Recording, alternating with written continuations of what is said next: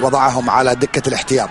إذا كرة اللعب الكورنر، وكرة ملعوبة الكورنر أعتقد، والكرة تلعب باصة تسديدة قوية الحقيقة، ولكن بصدها حارس المرمى توصل إلى المشعل، طلال مشعل، وشوف الطرابلسي حاتم معه على طول، والمشعل والطرابلسي، والتغطية من الطرابلسي، وبتعدي تطلع الكرة برا الملعب، ضربة برا.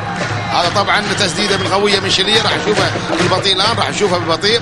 تسديده قويه من بعيد لمحمد شليه، هو صاحب شليه عنده هدف في المباراه الحقيقه، عنده هدف في هذه الدوره، ولكن حارس الناصر البدوي الذي حصل على 3 مرات احسن حارس مرمى مثل تيسير الانتيف، الاثنين الحقيقه في 3 مباريات لعبوها حصلوا على احسن لاعب في كل مباراه، معناها حارس لن يكون سهلا. توصل لحاتم الطرابلسي، فاول على خالد قهوجي. عادة ما يلعب الأهلي بعبد الله سليمان خلف الدفاع، ولكن اليوم نشاهد من ذلك الأهلي الكرات الأرضية يستطيع التحكم فيها لاعبوه، وبالذات خالد قهوجي، فهد الزهراني، أصحاب القامة الضئيلة إن استطعنا القول. إذا كرة اللعب وتصل كرة بتسدد اللعب الزهراني العميد حارس المرمى ناصر البدوي حارس المرمى، بعد ما سددها خالد قهوجي، لعبت كرة الأمام مقطوعة، لعب ناحية اليمين، كرة مع شلية الأمام،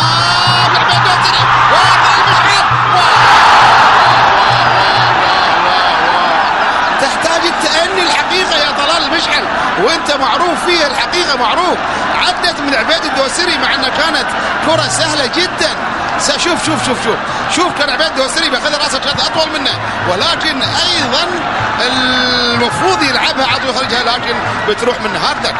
انما لم يبرز في بعض المباريات باداء، ولكن ايضا وضع المدرب اليوم بالفعل صنع هجمه استطاع ان يصنع فيها هدف لعبيد الدوسري في الدقيقه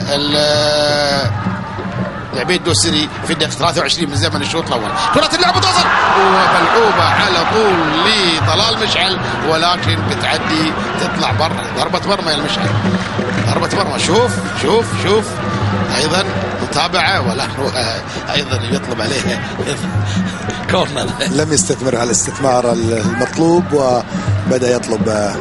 شوفوا الإعادة هذه، شوفوا الإعادة مرة ثانية، عادة بطيئة بزاوية بطيئة توصل له بسويد، لكن ضربت ما فيها شيء، ضربت جسم التماس. علي العبدلي لاعبها، ولكن توصل طلال مشعل وبيعكسها وحلوة، ولكن مقطوعة ضربة مرمى. استثمار رائع من الكرة هذه لخالد قهوجي. بيد دوسري لعبها حلوة، واللقاء قهوجي يحاول شو يسد، شوف لعبت، ولكن قهوجي يحاول يسدد. اعتقد انها صدمت في الدفاع. صدمت، وهي الكره المختار الطرابلسي نعم صدمت فيه، ولكن الحكم لمست احد مدافعين الفريق الصبيد، بيتركها للشليه، عبيد بينط، شليه بينفذ. انت شايفه جنب اللاين يعني. شليه سدد شليه، ولا سدد شليه اوهم وصفر حكم المباراه الحكم المغربي حكم يحيى حدق الحذر، معلن هاشم القراني بتعادل الفريقين، هدف الاهلي السعودي على صاحب التونسي. شكرا لحسين، شكرا اعزائي المشاهدين، القاكم وعود بكون الان باستديوهاتنا عند الزميل ياسر علي. كيف تشتالي؟ شلونك؟ هفوه الهدف التعادل، هفوه من الحرس، هذا والذي نشاهد الان في هذا الوقت. ناصر البدوي لاحظ الكره مثل هذه، نعم كان يجب ان يصل اليها طالما خرج من المرمى. التوقيت كان غلط. على كل نادي صفاقس ال10 دقائق كان هادي، ويلعبها المشعل حلوه، هو بيلعبها خدع الحقيقه. طلال المشعل بينفذها على طول، بينفذها طلال المشعل، رايحه على الزاويه اليمنى، ولكن تطلع الكره جنب القائم، فرصه فيها خدعه في التنفيذ، لاعبها وتعدي ضربة مرمى لصالح فريق الصفاقس التونسي. الدقائق الأولى 3 من زمن الشوط الثاني من المباراة، وما زالت على طول ناحية اليمين شلية كرة معاه، تقدم شلية يلعبها في النص لإبراهيم سويد يلعبها بينية على طول، توصل إلى الزهراني، كرة مع الزهراني ويسدد، ولكن في حارس المرمى ناصر البدوي.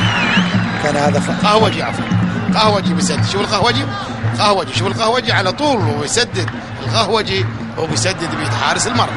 لعبت كرة اللعب وتوصل مرة ثانية عبد الله سليمان. عبد الله سليمان بيلعبها، توصل أقرب في النص إلى مسفر الجاسم. كرة مع مسفر الجاسم، بيشاور مسفر الجاسم، لعبها أرضية إلى القهوجي. قهوجي بيعيدها في نص الملعب، تعود مرة ثانية للقهوجي.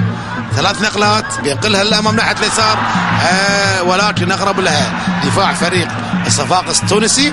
توصل ناحية اليمين وشد المباراة بعملية هجومية لفريق الأهلي السعودي وأيضا الصفاقس التونسي على المرتدة، وبيحاول توصل إلى إنداي، توصل عند حارس المرمى تيسير الانتيف. مثل ما يمثل مختار الطرابلسي في ثقل في دفاع الصفاقس التونسي، ايضا عبد الله سليمان دائما هو اللي تجده متاخر ويمثل الثقل في خط الدفاع.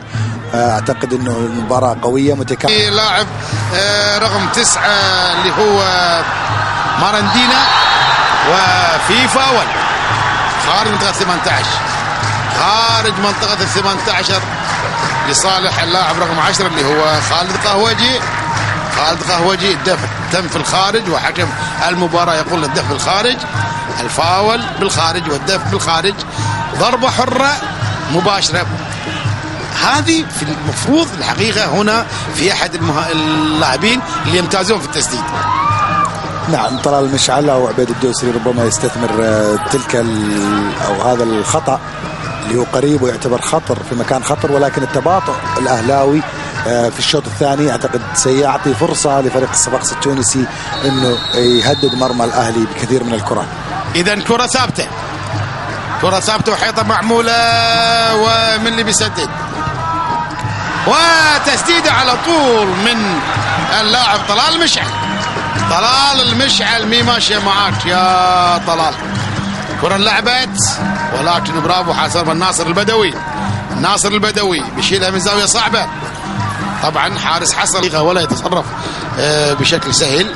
لعبت كرة بيهيئها، توصل لقهوجي، قهوجي وبيسدد قهوجي. كرة قوية الحقيقة، بيسدد كرة قوية قهوجي، ولكن بتمر خارج الملعب، برا الملعب، ضربة مرمى.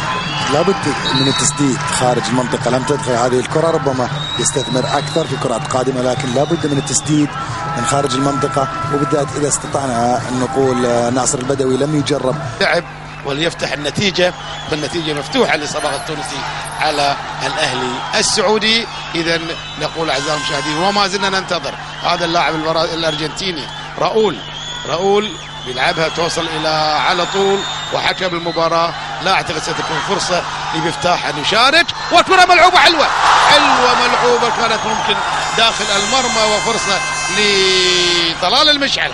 طلال المشعل كان ممكن ينقذ الحقيقة كرة، شوف ملعوبة، شوف طلال المشعل، ولكن بيلعبها خارج المرمى برا الملعب، اوت.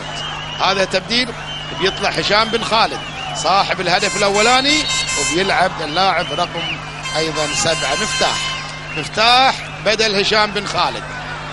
مفتاح بدل هشام بن خالد. شوف العملية لاستغراق وقت المباراة. إذن لابد من أي مدرب تغييرات تكتيكية بنص اختصاص